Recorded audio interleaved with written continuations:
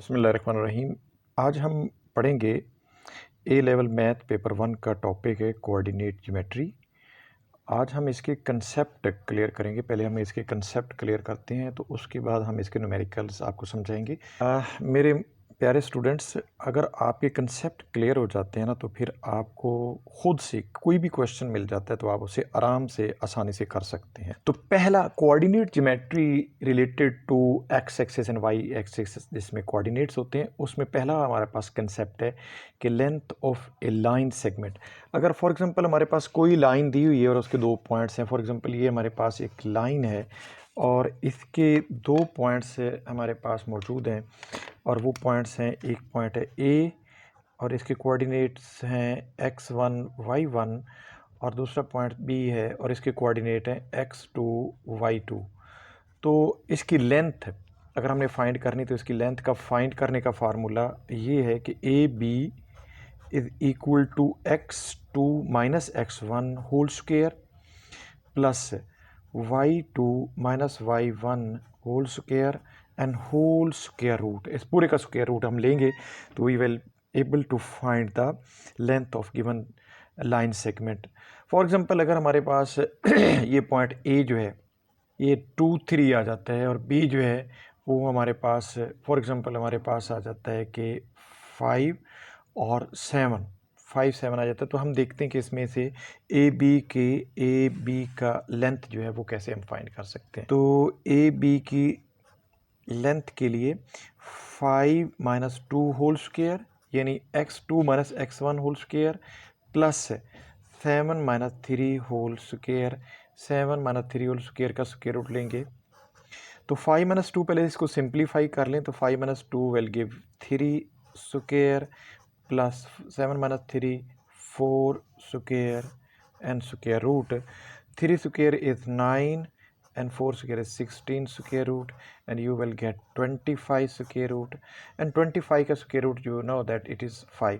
इसके साथ plus minus नहीं लगानी, क्योंकि डिस्टेंस जो होता है वो हमेशा पॉजिटिव होता है। तो लिहाजा आपका जो ये बता रहा है कि मॉडुलस जो है वो ए बी का डिस्टेंस मोड फॉर्म में है, दैट इज़ 5 यूनिट्स जितने भी है। अगर हम कोई यूनिट नहीं दिया तो फिर हम यहाँ पे यूनिट्स लिख देंगे, और अगर हमारे पास दिया हुआ है कि ये सेंटीमीटर है या मीटर है तो फिर हम उसके साथ सेंटीमीटर या मीटर लगाएंगे। कोऑर्डिनेट ज्योमेट्री का दूसरा कंसेप्ट जो है वो हमारे पास है कि किसी दो पॉइंट्स का दिए हुए हैं तो उसका मिड पॉइंट फाइंड करना, या एक पॉइंट और मिड पॉइंट दिए हुए है तो हमने थर्ड पॉइंट फाइंड करना है। तो वो हमारे पास ये है कि इसमें कोऑर्डिनेट्स ऑफ मिड पॉइंट के कोऑर्डिनेट्स फाइंड करने का क्या मेथड है, क्या तरीका है, क्या फार्मूला है। फॉर एग्जांपल के हमारे पास ये दो पॉइंट्स हैं, इन दो पॉइंट्स से ये ए पॉइंट है और ए हमारे पास है x1 y1, और बी पॉइंट है x2 y2। Then what are the coordinates of the mid point M के कोऑर्डिनेट्स क्या बनेंगे। तो हमारे पास उसका जो सिंपलेस्ट फार्मूला है वो है कि coordinates of the mid points are x1 plus x2 over 2 comma y1 plus y2 over 2।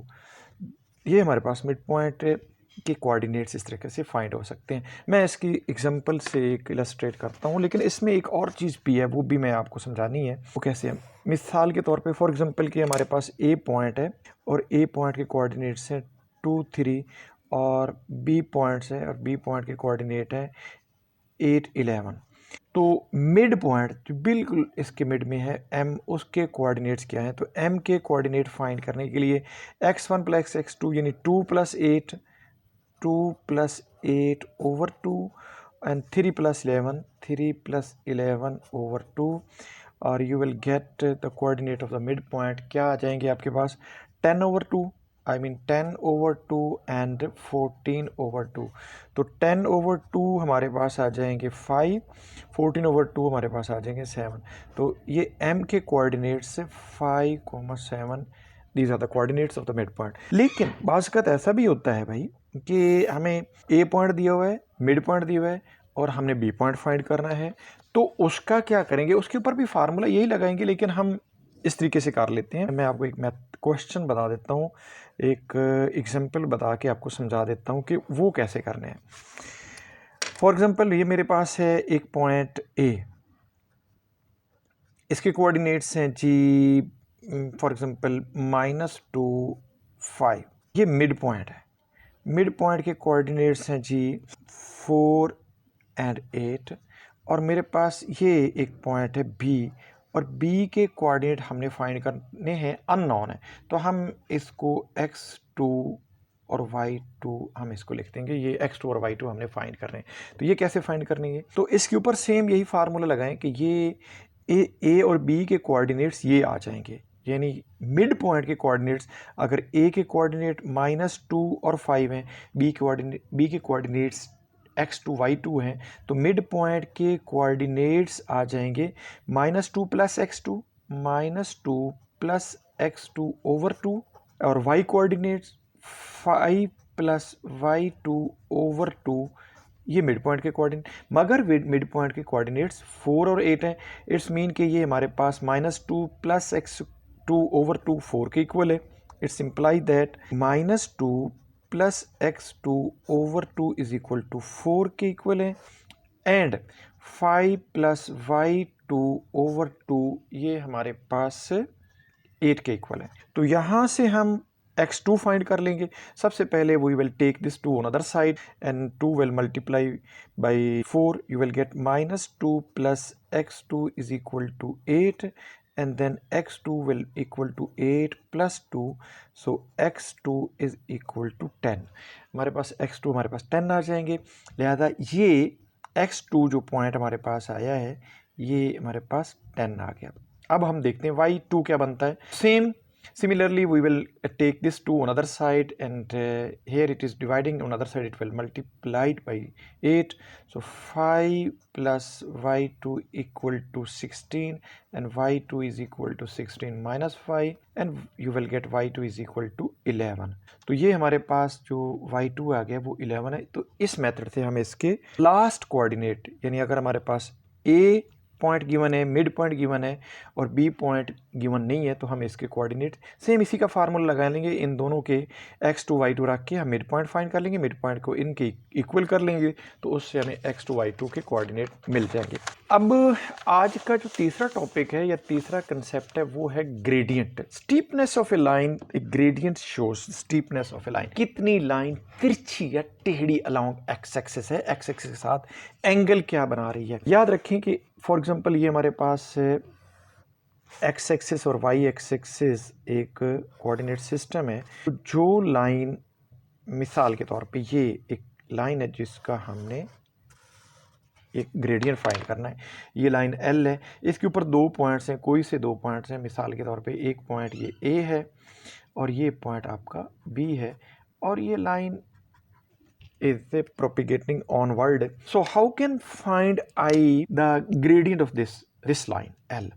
So let the coordinates of A are x1 y1 and coordinates of B point x2 y2.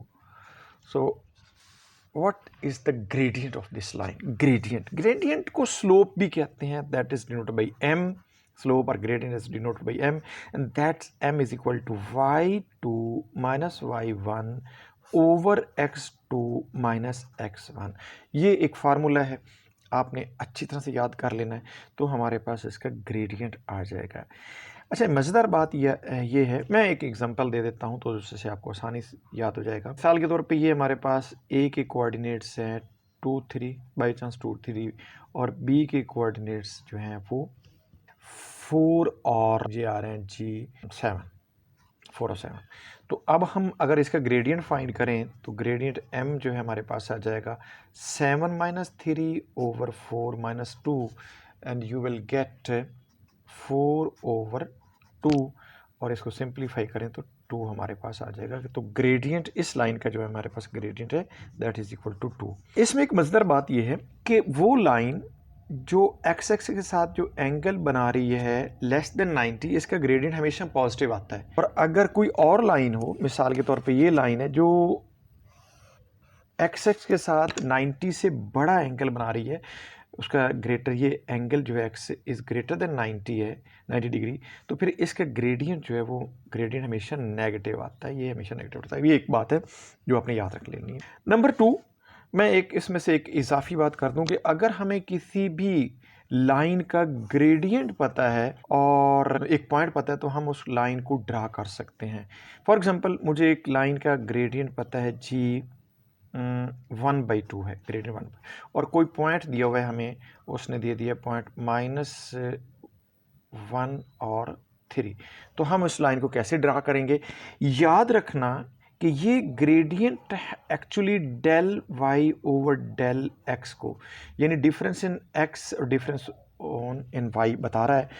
Simple meaning में ये बताता है कि for every 1 Y हम 1 move करेंगे तो x we have to move 2 steps. अगर हम y को यानी 1 स्टेप अगर ऊपर करेंगे तो ये x के 2 स्टेप 1 और 2 स्टेप मूव करेंगे साइड पे, फिर 1 1 2। तो इस तरह मैं इसको आपको इलस्ट्रेट करके बताता हूँ कि ये कैसे हम उस लाइन को ड्रा कर सकते हैं। फॉर एग्जांपल ये मेरे पास एक कोऑर्डिनेट सिस्टम है, x एक्सिस और y एक्सिस, और इसमें रफ सा बता रहा हूँ, लिहाजा इसको 1 2 3 4 5 6 7 8 9 एंड सो ऑन, 1 2 3 4 5 6 7 1 2 इस तरह लिख लेते हैं हम, 7 8 9 एंड सो ऑन, 1 2 3 4 5 6 7।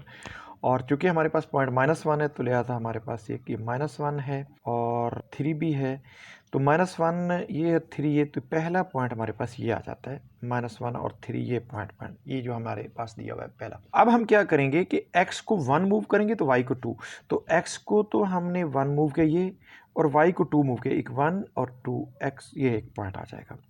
फिर ये ग्रेडियंट बता रहा है कि x y को 1 मूव करो, आई मीन यहाँ से 1 मूव करो, और x को 2 मूव करो, तो 2 मूव करने के लिए 1 एंड 2 यहाँ पे आ जाएंगे, और उस तरह से फिर सेम, तो ये 3 पॉइंट हमारे पास आ गए। इन 3 पॉइंट्स को अगर हम ज्वाइन करेंगे तो we will get a line, हमें उस लाइन को ड्रा कर सकेंगे अगर हमारे पास सिर्फ एक पॉइंट और ग्रेडियंट मिला हुआ हो। तो इस तरीके से आप ट्राई कीजिए कि आप कर सकते हैं। अब हमारे पास ग्रेडियंट के ऊपर कुछ कंडीशंस हैं कि ग्रेडियंट कैसा हो तो लाइन कैसे बनती है, वो मैं आपको थोड़ा सा बता देता हूँ। आज के कंसेप्ट क्लियर हो जाएंगे और उसके बाद सेकंड लेक्चर में हम इसके न्यूमेरिकल करेंगे और आपका ये पूरा टॉपिक कवर अप हो जाएगा। तो ग्रेडियंट याद रखना कि हमारे पास एक्स एक्सिस का ग्रेडियंट जो है, number 1 gradient of a line,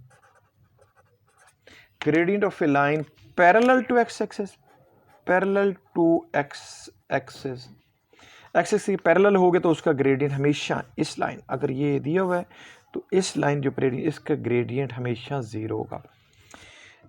वो ज़ाहिर है कि इसके ऊपर जो y कोऑर्डिनेट है वो सेम रहेंगे, यहाँ भी y एक जैसा है, यहाँ भी y एक जैसा है, 2 पॉइंट लेंगे तो आप y2 - y1 0 आ जाएगा, तो वो इसका ग्रेडियंट 0 आ जाएगा। लेकिन दूसरी बात, दूसरी साइड पे जो नंबर 2 है वो ये है कि ग्रेडियंट ऑफ ए लाइन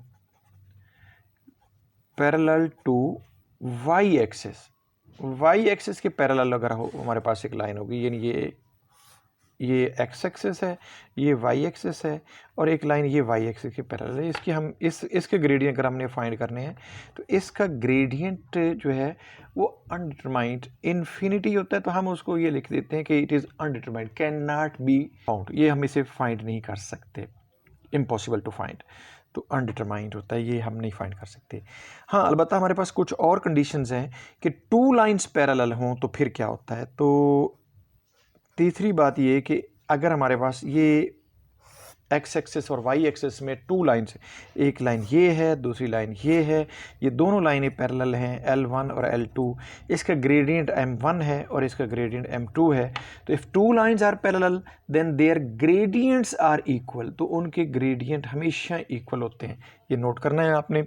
लेकिन अगर 2 लाइंस परपेंडिकुलर हैं, यानी हमारे पास ये एक्सिस, ये एक लाइन है और दूसरी लाइन ये है, और ये L1 है और ये L2 है, और ये दोनों एक दूसरे के ऊपर परपेंडिकुलर हैं। ये two lines L1 and L2 are perpendicular to each other. इसका ग्रेडियंट m1 है, इसका ग्रेडियंट m2 है।